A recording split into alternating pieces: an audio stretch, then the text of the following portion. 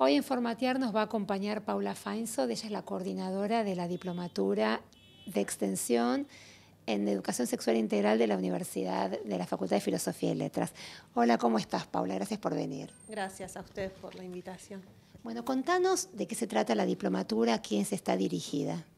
La diplomatura está dirigida fundamentalmente a docentes de los distintos niveles de la educación formal, pero también a docentes que trabajen en espacios no formales y a profesionales que forman parte de equipos de proyectos socioeducativos o organizaciones que trabajan en el campo educativo de educación popular, y está orientada fundamentalmente a poder brindar algunas herramientas para el abordaje de la educación sexual integral en distintos espacios educativos, a partir sobre todo de compartir lo que se viene desarrollando en distintos equipos de investigación, fundamentalmente en nuestro equipo de investigación que desarrolla esta diplomatura. Nosotros tenemos la ley, ¿no es cierto?, de educación sexual integral, que es la 26.150, que tiene casi 13 años. Entonces, yo quiero saber, ¿la ley se aplica? Sé que las provincias tienen que adherir a la misma, pero en general se aplica. ¿Se trata la diplomatura de una actualización?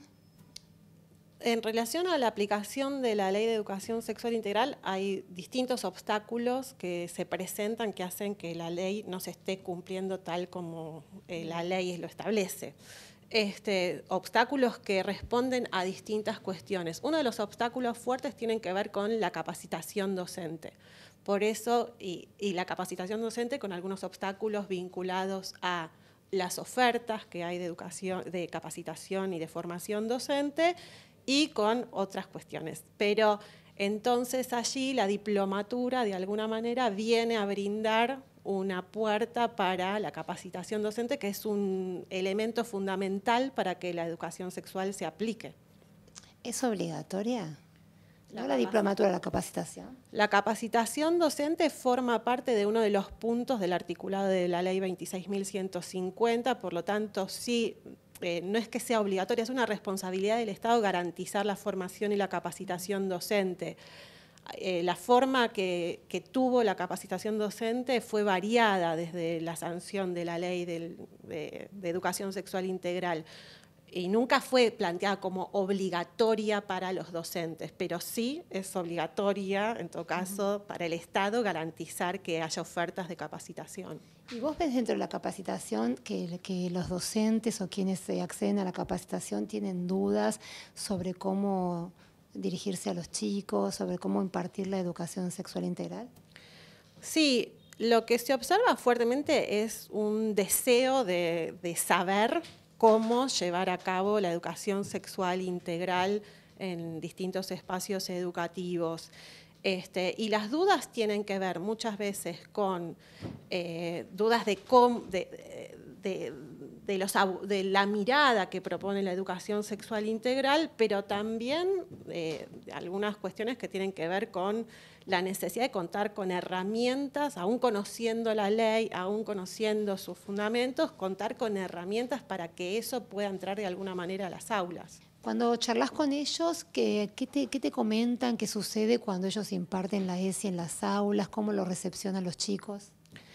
En general, no solo por lo que comentan los y las docentes, sino también por una serie de investigaciones que ya se vienen desarrollando, en general la educación sexual, y específicamente en nuestro país la educación sexual integral, es muy bien recibida, tanto por los y las estudiantes, que bueno, ya vimos a lo largo de los últimos 2 años la demanda estudiantil fuerte porque la educación sexual integral se cumpla y entre a las aulas, por lo tanto siempre es bienvenida porque no solamente la educación sexual integral permite para ellos y ellas abordar temáticas que hacen a sus experiencias vitales, sino que muchas veces la posibilidad de contar con educación sexual para ellos y ellas implica un alivio respecto de muchas situaciones que están transitando. Por lo tanto, siempre los y las estudiantes reciben muy bien la educación sexual integral.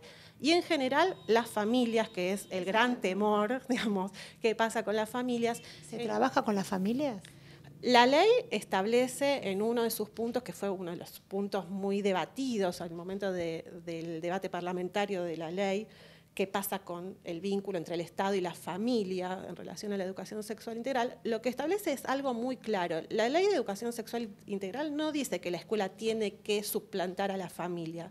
Lo que pasa en las familias, pero la escuela tiene otro objetivo que tiene que ver con garantizar ciertos derechos, garantizar la posibilidad de conocer distintas perspectivas respecto de algunas temáticas vinculadas a la sexualidad. Y en ese sentido, lo que sí propone la ley es que la escuela trabaje junto con las familias en la construcción de una mirada que habilite fundamentalmente el respeto de los derechos sexuales y reproductivos de los chicos y de las chicas.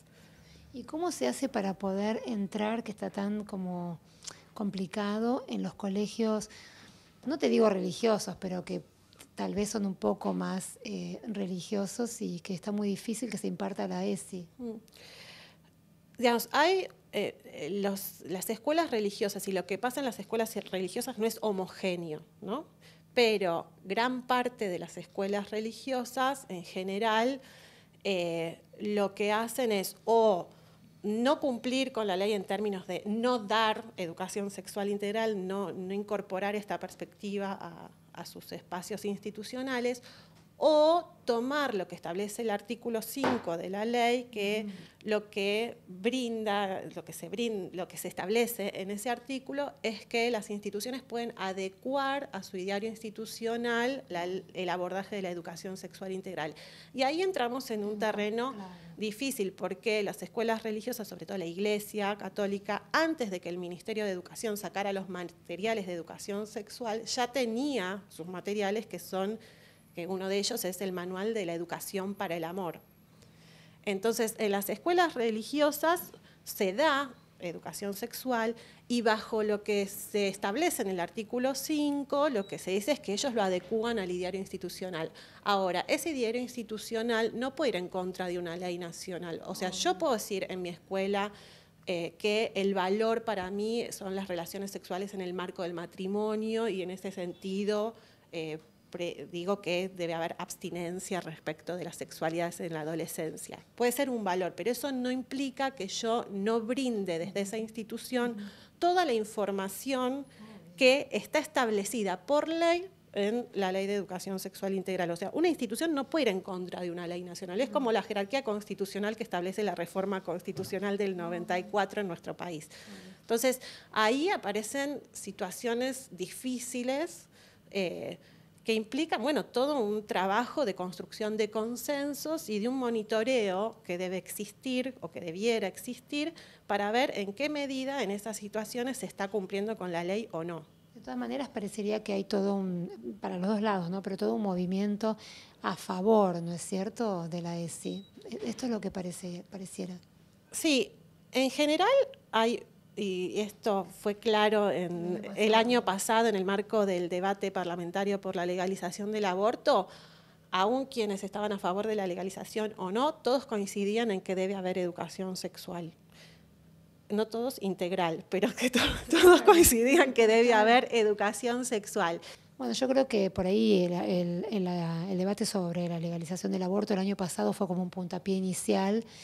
Digo inicial porque se generó un debate tan grande en la sociedad, que justamente volvió a entrar la ESI en discusión, ¿no? Y una de esas se empiece a respetar un poco más, porque finalmente es un derecho, ¿no? Sí, yo creo que fue una oportunidad de alguna manera para poder pensar en el marco de ese debate. La primera oración es educación sexual para decidir, ¿no? Y en ese sentido creo que todos y todas creo que estaríamos de acuerdo en que la educación, que las instituciones educativas garanticen el derecho de todos y todas a poder decidir libremente sobre sus cuerpos.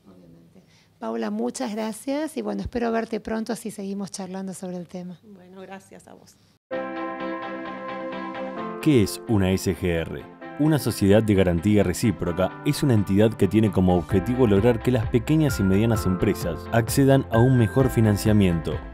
¿Cómo? Emitiendo avales a favor de las pymes para que puedan utilizarlos al momento de solicitar un crédito ante entidades financieras, bancos o mercado de capitales. Una SGR está compuesta por socios partícipes, que son las pymes que obtienen los avales a través de los cuales obtienen mayores montos, disminuyen los requisitos de garantía, reducen la tasa de interés de los créditos y aumentan los plazos de financiamiento. Y también está compuesta por socios protectores, que son inversores que realizan aportes al fondo de riesgo de una SGR, con el fin de apoyar el crecimiento de las pymes, obteniendo además un importante beneficio financiero.